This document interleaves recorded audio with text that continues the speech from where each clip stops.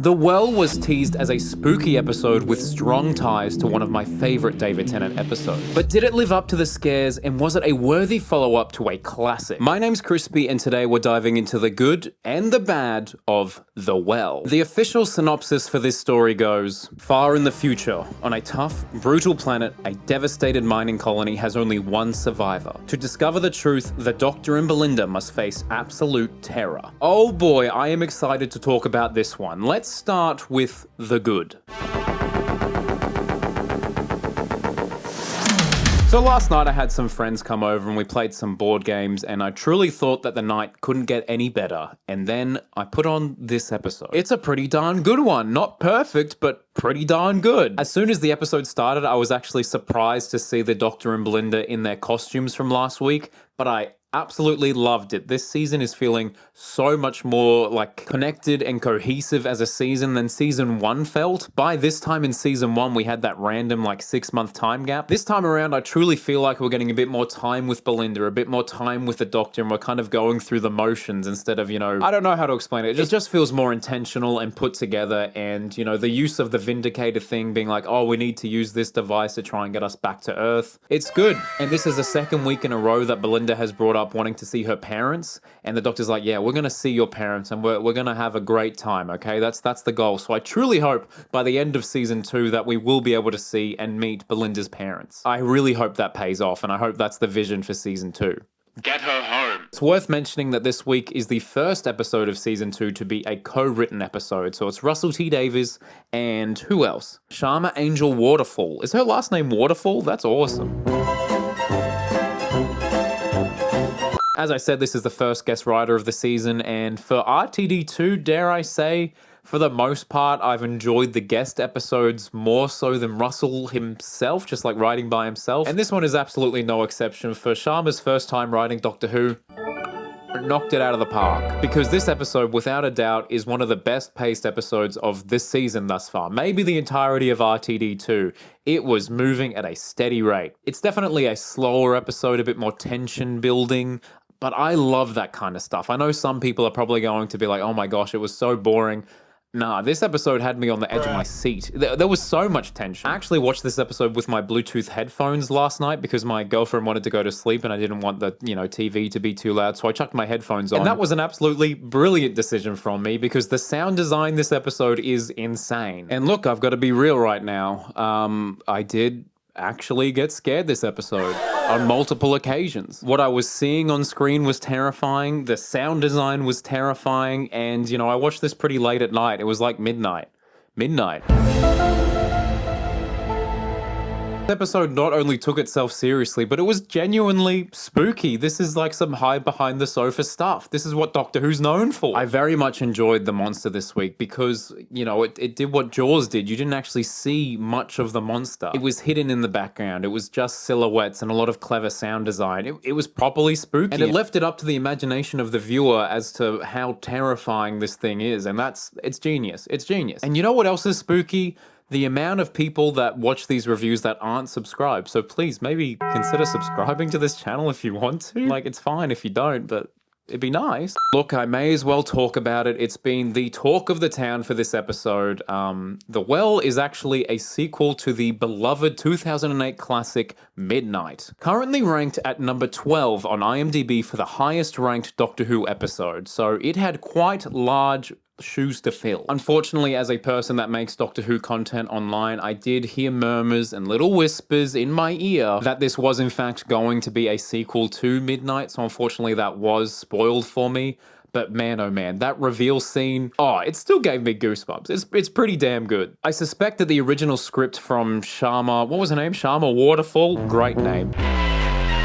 Was just, about this monster that kind of is invisible and attaches to your back and can kind of go from person to person dependent on who they kill. It's such a good movie trope. Like, it's very much like those Smile movies, I guess, but a bit less dark and messed up. But I suspect that the script was like that, and Russell saw that and was like, you know what?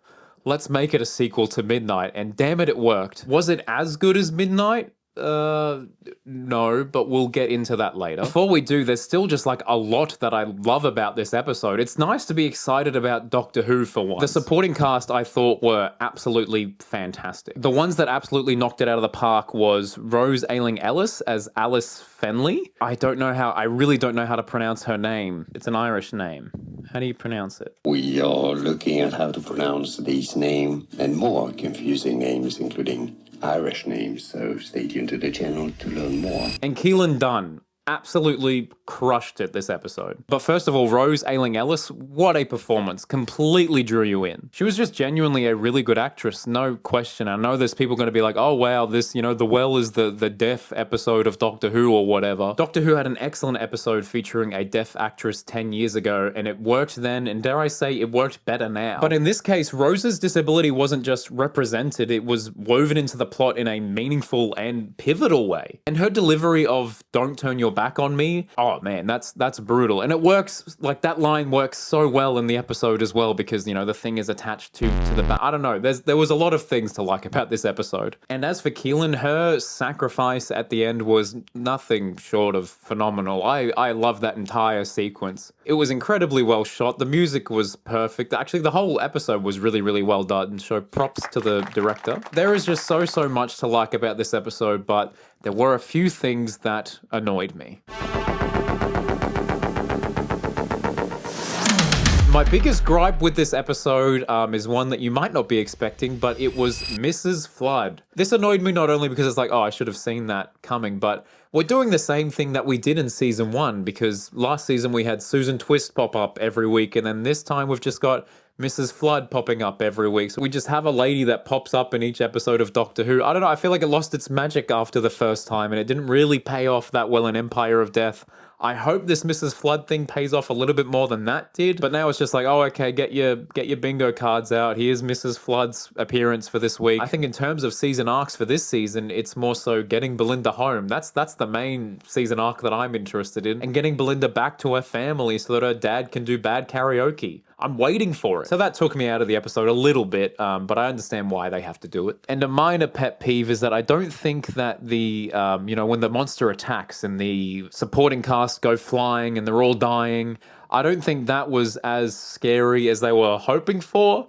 Maybe it came off a little bit goofy for me, but this is going to sound messed up. But what I thought they were going to do, and what I think might work a little bit better, is when they were walking behind Alice, I just thought that they were going to like crack every bone in their body and fall to the ground. Sounds grim, but I think that might have been scarier and worked better. And you don't actually have to show, them cracking every bone in the body. You can just hear it. But that's not to discredit the really cool stunt work and aerial work they did this episode. So it's neither here nor there. But a more major gripe for me was I'm not quite sure how the monster attack works, because I understand you have to be behind Alice and like in between the monster. I don't know how it works. I've only seen the episode the one time, but I think I'm still a bit confused as to how the mechanics of all that worked, because I swear at one point Alice did like a full 360 turn. And shouldn't that have killed everyone by doing that? I'm not 100% on that. If you know, let me know in the comments. But that's just a minor gripe. The Well was a spooky, well-acted, and perfectly paced episode of Doctor Who. The chilling villain that was tied to an old story felt surprisingly fresh, rather than just,